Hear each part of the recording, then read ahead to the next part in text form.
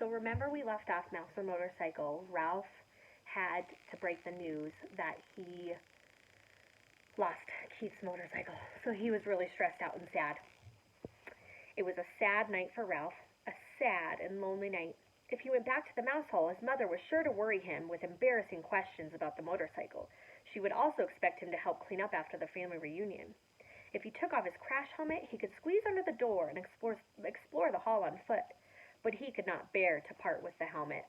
And anyway, he had no desire to travel by foot where he had once ridden with such noise and speed. Ralph scurried through the shadows on the floor to the curtain, which he climbed to the windowsill. There he sat, huddled and alone, staring out into the night, listening to the kissing sounds of the bats as they jerked and zigzagged from the eaves of the hotel, through the pines and back again. Around the window, the leaves of the Virginia creeper vine shifted in the breeze, and down in the lobby a clock struck midnight. An owl slid silently through the night across the clearing of the parking lot from one pine to another. Ralph could remember a time when he had envied bats and owls their ability to fly, but that was before he had experienced the speed and power of a motorcycle. Early in the morning, the smell of bacon drifting up from the kitchen brought back all Ralph's dreams of the ground floor. It was not long until he was embarrassed to discover that Keith was awake and was lying quietly in bed watching him. "Hi," said Keith. "Oh, hello." Ralph wished he had returned to the mouse hole before dawn. "Well, I guess it's time for me to go to my home and go to bed." Keith sat up. "Don't go yet. Wait until my folks get up." Ralph leaped to the floor. "I didn't think you'd want to talk to me after I lost your motorcycle." "I may never have another chance to talk to a mouse." Ralph was flattered that it had never occurred to him that a boy would consider talking to a mouse anything special. "What would you like for breakfast?" asked Keith. "You mean we still get room service? After what I did?" "Sure." Keith pulled his knees up under his chin and wrapped his arms around his legs. "You mean you aren't mad at me anymore?" asked Ralph. "I guess you might say I'm mad, but not real mad," Keith decided. "I've been lying here thinking it wouldn't be right for me to be real mad because I get into messes myself. My mom and dad tell me I don't stop to use my head." Ralph nodded. "I guess that's my trouble, too. I don't stop to use my head." "They say I'm in too much of a hurry," said Keith. "They say I don't want to take time to learn to do things properly." Ralph nodded again. He understood. If he had waited until he had learned to ride the motorcycle, he would never have ridden off the bedside table into the wastebasket. "I'll never forget the first time I rode a bicycle with hand brakes," reminisced Keith. "I took off right down a hill. I had always ridden bicycles with foot brakes, and when I got going too fast, I tried to put the foot brakes, only there weren't any." "What happened?" Ralph said, fascinated. "By the time I remembered to use the hand brakes, I hit a tree and took an awful spill." Somehow, this story made Ralph feel better. He was not the only one who got into trouble. "The hard part is," continued Keith, "I am in a hurry. I don't want to do kid things. I want to do big things, real things. I want to grow up." "You look pretty grown up to me," said Ralph. "Maybe to a mouse," conceded Keith, "but I want to look grown up to grown-ups." "So do I," said Ralph with feeling. "I want to grow up and go down to the ground floor." "Everybody tells me to be patient," said Keith, "but I don't want to be patient." "Me neither," agreed Ralph. Someone stirred next door into room 216. "Well, I guess I better be running along," said Ralph. "Say, about that breakfast." "Sure, what do you want?" "How about some bacon?" suggested Ralph, remembering the fragrance that had floated up to the windowsill. "And some toast?" "With jelly," agreed Ralph, and ran off to the mouse hole, eager to tell his family things were not so bad after all. They were still entitled to room service. But when Ralph reached the mouse hole, he found pandemonium.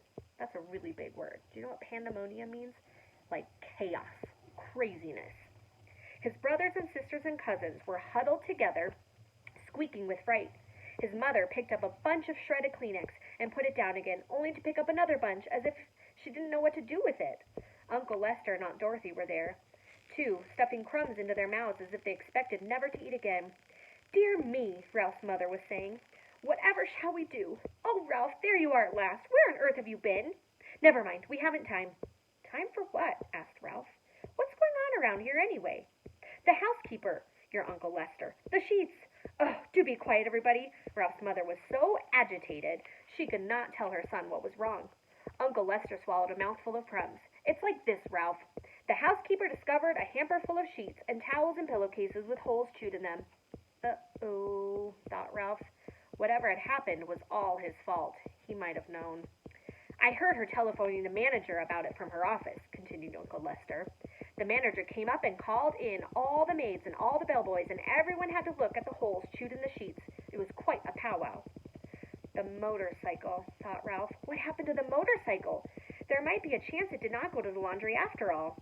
You didn't happen to see a motorcycle in the housekeeper's office, did you? He ventured. I was listening, not looking out, said Uncle Lester. I am not foolhardy like some people around here. Ralph, you know what this means. His mother managed to pull herself together to say that much. It means war on mice, said Aunt Dorothy ominously. It means traps, poisons, said Uncle Lester. Who knows? This time the management might even spend money on an exterminator. We shall have to flee. There's nothing else to do. Flee. Do you know what that word means? We shall have to flee. It means we have to go. We have to escape and get out of here. And if we flee, the owls will get us, said Ralph's mother, causing his brothers and sisters and cousins to set up an awful squeal. Shh! The mother mouse fluttered her paws in alarm. Flee? Ralph was bewildered. Flee and leave room service? Room service? Exclaimed his mother. How can we expect room service after you lost that poor boy's motorcycle? I want to go back and show you the picture of what it looked like when he went back to the mouse hole. There's all of his brothers and sisters and cousins and aunt and uncle and mom.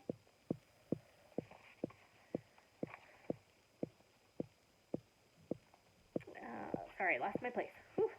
It's all right, Ralph assured his mother, and could not resist adding another grandly. I've already ordered.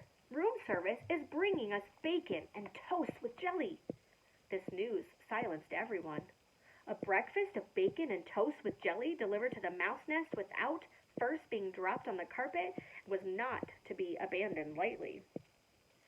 We want some jelly! We want some jelly! All the little cousins began to squeak. Be quiet, ordered Uncle Lester. Do you want them to find us?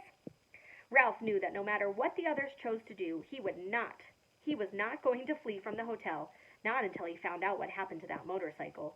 He was very sure of this, and all at once he felt calm and clear-headed as he had never felt before. He knew exactly what his family should do. Be quiet, everybody, Ralph ordered, standing up straight so all the relatives could see him. I will tell you what we are going to do. See here, Ralph, interrupted Uncle Lester. You are pretty young to be giving orders to your elders. Now, Lester, said Aunt Dorothy, let's listen to Ralph. After all, he has our food brought up by room service. No one else in the history of the family has managed that. This silenced Uncle Lester, and Ralph was allowed to continue. What we should do is keep quiet for a few days. Here he looked down at the little cousins, who for once in their lives were not squeaking. I will arrange for room service to bring our meals so we won't have to go scrabbling around in the woodwork or scrounging around in the rooms. That way we won't be tempted to taste any poison food or go near any traps. And if the management doesn't see or hear any of us for a few days, they will forget about us. They always do. Now, just a minute, said Uncle Lester. This boy won't be here long. You know how it goes with people. Here today, gone tomorrow. Ralph had the answer. There is only one Sunday. This is only Sunday. He will be here until Tuesday because Monday is the 4th of July, and his father says he won't drive in holiday weekend traffic. He always brings us plenty, and if we don't stuff ourselves, we can save enough to last until the management forgets us. Uncle Lester nodded thoughtfully. Seems like a good idea. Yes, but Ralph, there's one thing that worries me, said his mother. How are we going to tip room service? When people have a waiter bring food to the room, they always give a coin or two for his service. We haven't any money. Ralph had not thought of this. If we are going to continue to accept room service, we must do the right thing, insisted his mother. Don't worry, I'll think of something, promised Ralph in the grand way he had acquired since he had ordered a meal sent up to the mouse nest. So he's got to think of a way to tip, but they're going to try to just stay put, to not go exploring so they don't get caught by the management. So next chapter is chapter 10, and it's called An Anxious Night. Okay, have a great day, and I will see you guys tomorrow.